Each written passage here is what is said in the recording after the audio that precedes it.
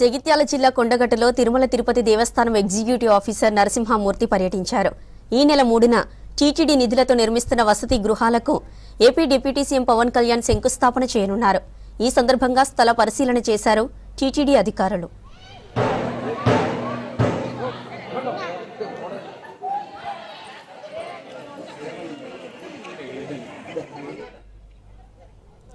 కొండగట్టు ఆంజనేయ స్వామి ఆలయ అభివృద్ధి కోసం టీటీడీ సుమారు 35 కోట్ల 19 లక్షలు మంజూరు చేసింది.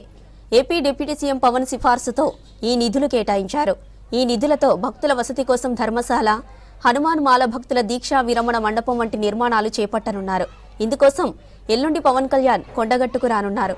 ఆయనతో పాటు స్థానిక ప్రజా ప్రతినిధులు కలిసి అభివృద్ధి పనులకు భూమి పూజ చేయనున్నారు. ఇందుకు సంబంధించి స్థానిక జేఎన్టీయూ కళాశాలలో రివ్యూ జరిగింది.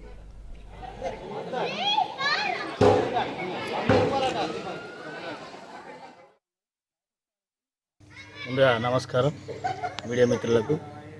నా పేరు బెక్కం జనార్దన్, జనసేన పార్టీ జగిత్యాల నియోజకవర్గ ఇన్ఛార్జ్. పవన్ కళ్యాణ్ గారు ఏదైతే కొండగట్టు గతంలో 2023లో వచ్చినప్పుడు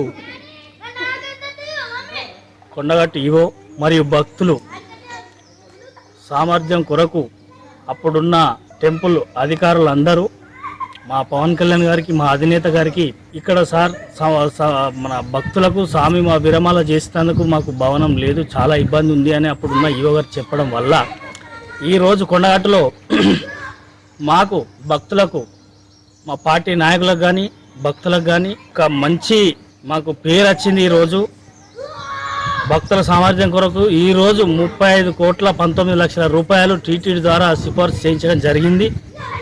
పవన్ కళ్యాణ్ గారికి మేము ప్రత్యేకంగా ధన్యవాదాలు తెలియజేస్తున్నాము. ఇప్పుడు ఈ 3 తారీఖు నాడు కొండగట్టు, జనవరి 3 తారీఖు నాడు Kondagattu AP deputy CM Pawan Kalyan garu కొండగట్టుకు రావడం జరుగుతుంది. అధిక సంఖ్యలో అభిమానులు మరియు భక్తులు మరి పార్టీ నాయకులు అందరికి ఇక్కడ విచ్చేస్తున్నారు. భారీ ఎత్తున జనాలు ఉంటారు. పోలీసు వ్యవస్థ కూడా పకడ్బందీగా బందోబస్తు అన్ని చర్యలు నిన్న చేయడం జరిగింది. ఈరోజు కూడా ఇప్పటికి కూడా పనులు కొనసాగుతూనే ఉన్నాయి, ఇంకా కూడా సాగుతూ ఉంటాయి.